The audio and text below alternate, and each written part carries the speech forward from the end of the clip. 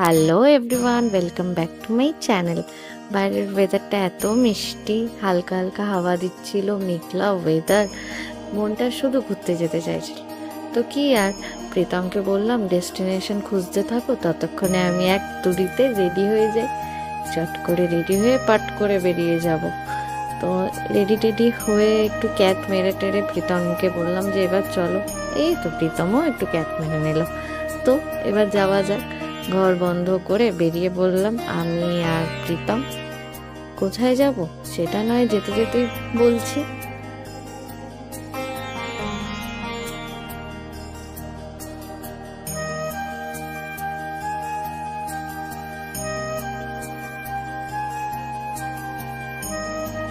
Basically আমি আর প্রীতম একটু নতুন নতুন জায়গা এক্সপ্লোর করতে পছন্দ করি। তো আজকেও সেরকমই একটা জায়গায় যাচ্ছি, প্রীতমের চেনা জায়গাটা, কিন্তু প্রীতমের কখনো গিয়ে ওঠা হয়নি সেখানে।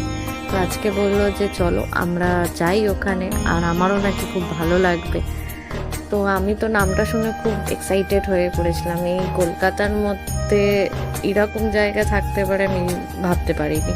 আই থিঙ্ক এই জায়গাটা এখনো অনেকের কাছে অচেনাই হবে। তো দেখা যাক, জায়গাটা দেখে কে কে চিনতে পেরেছো আর কে কে পারোনি কমেন্ট করে জানিও আমাকে।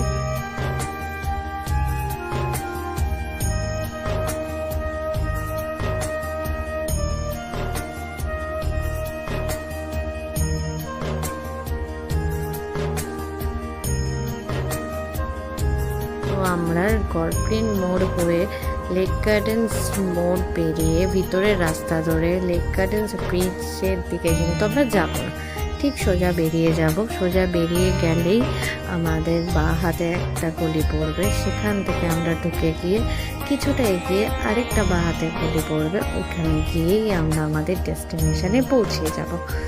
তোমরা কি চিনতে পারছো আমরা কোথায় যাচ্ছি?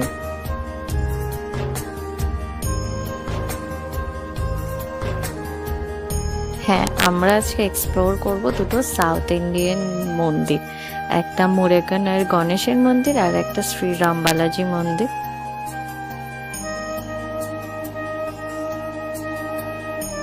ফার্স্ট আমরা গণেশ ও মুরুগানের মন্দিরে যাই। একটা ক্ষুদ্র সাউথ ইন্ডিয়া এখানে এসে গেছে মনে হচ্ছিল মন্দিরটা দেখার পরে। আমি পার্সোনালি সাউথ ইন্ডিয়ান কালচারটাকে খুব ভালোবাসি, মানে এতটাই ভালোবাসি, মানে কি বলবো, আমার সাউথ ইন্ডিয়ান শাড়ি, ফুড এগুলো সত্যি খুব ভালো লাগে। তো আমার তো এটা দেখে মন এত ভালো হয়ে গেছিলো, আর প্রীতম বলেই ছিল যে আমি যখন যাব জায়গাটায় আমি খুব খুশি হয়ে যাব। আর সত্যি আমি খুব খুশি হয়েছিলাম। চারিদিকে সাউথ ইন্ডিয়ান মন্ত্র পাঠ হচ্ছিল, ওরা গণেশ পুজো করছিল সেই টাইপটা। তো আমার সেই ক্লিপটা নেওয়া হয়নি। আমি প্রথমে একদম শিওর ছিলাম না যে আমি এখানে ভিডিও করতে পারবো কি পারবো না। তারপরে ওনাদের গার্ডকে জিজ্ঞেস করাতে ওনারা বললেন যে আমি করতে পারি। এখানে প্রায় সাউথ ইন্ডিয়ান সব ঠাকুরের ছবি আছে, তাদের নাম লেখা আছে, কারো বুঝতে অসুবিধাই হবে না যে এটা কোন ঠাকুর বা কি বোঝাতে চাইছে, সব কিছুই লেখা এখানে আছে। তো একটু দেখতে সময় করে যদি কেউ যায় তো মন্দিরটা ঘুরে, তো আমার মনে হয় খুব তাদেরও ভালো লাগবে। আর এখানে একটা খুব সুন্দর জিনিস আমরা দেখেছিলাম, সেটা হচ্ছে 18টা হাতের দুর্গা ঠাকুর। বেসিক্যালি আমরা 10টা হাতের দুর্গা ঠাকুর দেখে আসি, বাট এখানে এই যে 18টা হাতের দুর্গা ঠাকুর ছিল, আর এত সুন্দর ছিল, মানে আমি তো অবাক হয়ে দেখতেই থাকছিলাম যে বাহ, মানে অন্যরকম ব্যাপার। তো তারপরে আমরা ওখান থেকে বেরিয়ে আসার পরে আমরা শ্রীরাম বালাজিতে যাই, কিন্তু ওই মন্দিরে কোনো ভিডিও নেওয়া অ্যালাউ ছিল না। ওইটা হচ্ছে শ্রী গণেশের মন্দির আর এটা হচ্ছে রাম বালাজির মন্দির।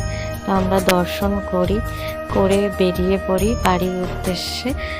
তোমাদের কেমন লাগলো এই ব্লগটা আমাকে জানিও, আর কে কে চিনতে পারলে মন্দিরগুলো সেটাও জানিও। ততক্ষণে টাটা।